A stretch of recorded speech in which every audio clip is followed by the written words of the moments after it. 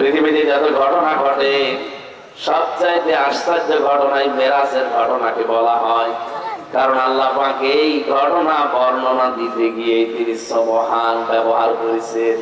সুবহান মানে আশ্চর্য। সুবহানাল্লাহ মানে কি? কোন আশ্চর্য জিনিস দেখলে আমরা এই শব্দটা বলি সুবহানাল্লাহ, আল্লাহ পবিত্র। এত আশ্চর্য ঘটনা যে আল্লাহ নিজে এটা বলতে গিয়ে নিজেই তিনি সুবহান ব্যবহার করেছেন। আমাদের কাছে তো ব্যবহার বিশ্বাস হওয়া দূরের কথা, আল্লাহ নিজে আশ্চর্য হয়ে গিয়েছেন যে ঘটনা কি এমন। বলেন তো 27টা বছর পার হয়ে গেছে অথচ পৃথিবী জানে না। বাইরের দেশের কোন মেহমান যদি দেশে আসে, বিমানবন্দরে নামার পরে রাষ্ট্রীয় যে অতিথি ভবন আছে এ পর্যন্ত যাওয়ার জন্য যে রাস্তা, আপনি দেখবেন বাইরের কোন মেহমান আসলেই প্রশাসন সব অ্যালার্ট হয়ে যায়। সরকারের পক্ষ থেকে রাস্তাটা নিরাপদ করা হয়, যে যেখানে চলাফেরা করে রাষ্ট্রের তরফ থেকে বলা হয় ওখানে থেমে যান। আগে মেহমান পৌঁছাবে তার অতিথি ভবনে, এরপরে আবার আপনাদের কাজ কারবার চালু করবে। তামাম পৃথিবীর শ্রেষ্ঠ মেহমান যেহেতু আমার আল্লাহর নবী মুহাম্মদুর রাসূলুল্লাহ, তাকে আল্লাহ এই ধরা থেকে নিয়ে গেছেন। যখনই আরম্ভ হয়েছে সফরটা, ওখান থেকে শুরু করে যেখানে যাবেন কাজকর্ম শেষ করে আবার যেখান থেকে নিয়েছেন এখানে নামিয়ে যাবেন। এ বিশাল সফরটা যতদিন লাগে যেখানে আছে সব স্টপ হয়ে গেছে। এই জন্য আমরা 27 বছর টের পাইনি, কিন্তু এটা তাফসিরে পেয়েছি। 27টা বছর একেবারে কি করলেন তাকে নিয়ে। বিশ্ব নবীকে সর্বপ্রথম আমার আল্লাহ লিনুরিয়াহু মিন আয়াতিনা, আল্লাহ পাক বলেন যেন আমি তাকে আমার নিদর্শনগুলো দেখাতে পারি। যতগুলো নিদর্শন দেখিয়েছিলাম তার অন্যতম নিদর্শন হচ্ছে মিজানের পাল্লা। এইদিকে তাকান, আমি কথার প্রতি কথা বলি না, যা বলি ওখান থেকে গুরুত্বপূর্ণ একটা শিক্ষা বের করি। যতগুলো বিষয় দেখালেন 27 বছর ধরে ধরে সবচাইতে গুরুত্বপূর্ণ সেটা তার নাম মিজানের পাল্লা। নাম কি? এটা এতদিন কোনদিন শুনেছেন? শোনেননি? মিজানের পাল্লা নাম শোনেন?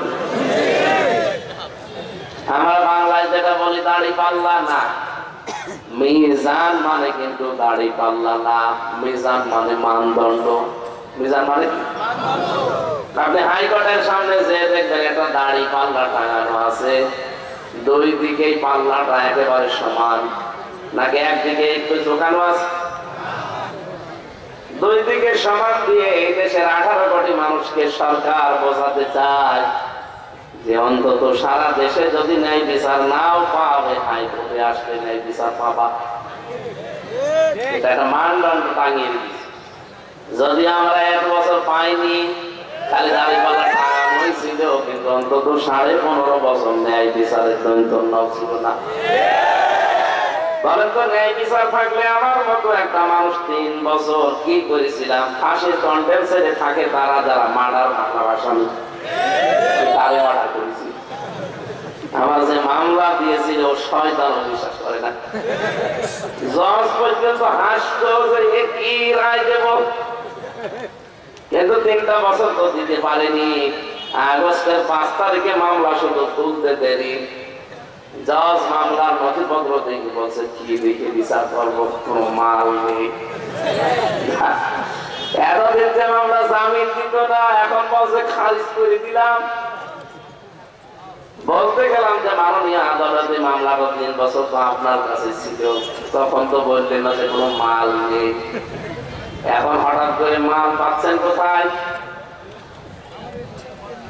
উনি এই কথাই বলতো যে হুজুর কিছু করার নেই, হাত বাঁধা ছিল। কি কথা বলেন? এই দেশের 1628টা চেয়ার আছে, মেন চেয়ার। আমরা জানি প্রতিটি চেয়ারে যারা ছিল শুধু একটা চেয়ার বাদ দিয়ে 1627টা চেয়ার ছিল হাত বাঁধা। এমনকি কাপড় হাত বাঁধা ছিল। উপরে উপরে বলতো চাই একটা হাত শুধু খোলা ছিল, উনি যা বলতো তাই, ওইটাই রায়, ওইটাই বিচার, সেটা ন্যায় বিচার হোক আর অবিচার হোক।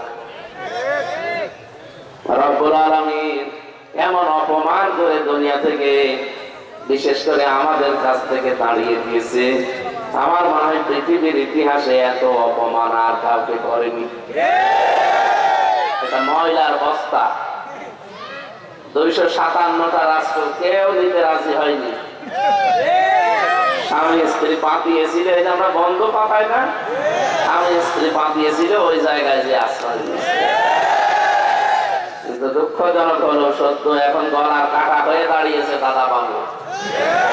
ডোনাল্ড ট্রাম্প এই 20 তারিখে শপথ নেওয়ার পরে ঘোষণা দিয়েছে 16 লাখ ভারতীয় আছে আমার আমেরিকায়, সব আমি ফেরত পাঠিয়ে দেবো। অলরেডি পাঠানো আরম্ভ করেছি। দাদার ক্ষতি খুলে যাবে, রাখতে পারবে না। এখন গলার কাটা হয়ে দাঁড়িয়েছে, না পারছে ফেলতে, না পারছে কিনতে। জিনিস গেলাও যায় না, ফেলাও যায় না। যারা একে রেখে গেছে, মেজর ডালিম এখন বলতেছে না যে 2 বোনকে রেখে গিয়েছিলাম বাংলার জনগণ যেন পরবর্তীতে আমাদের গালি না দেয়। এরা যে কত মানে নিকৃষ্ট মানুষেরা, এদের মন যে কত ছোট। একটা বিধবা মেয়ে লোককে বাড়ি থেকে এক কাপড়ে বের করে দিয়েছে।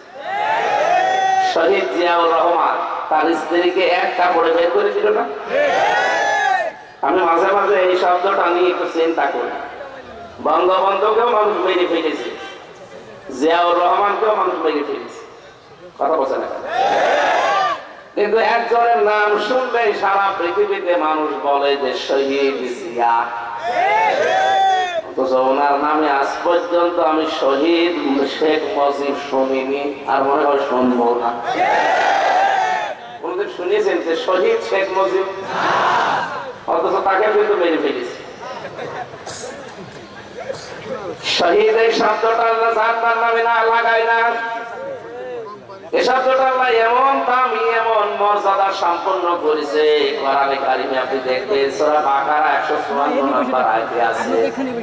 এই শব্দটা এত দামি আল্লাহর কাছে, বড় মানুষ জানো শহীদ যারা আছে। ওয়ালা তাকুলু লিমান ইয়ুকতালু ফি সাবিলিল্লাহি আমওয়াত বাল আহইয়াউ ওয়ালাকিন লা তাশউরুন।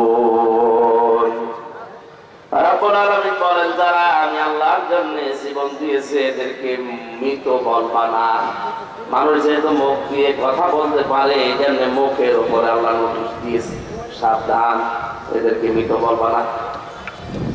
তারপরে শহীদ জিয়া এই নামটা শুনলেই যেহেতু নামের আগে এই শব্দটা আকস্মিক ভাবে মুখ থেকে বেরিয়ে যায়, আপনি বিশ্বাস করতে পারেন আল্লাহ তাকে শাহাদাতের মর্যাদা দিয়েছে।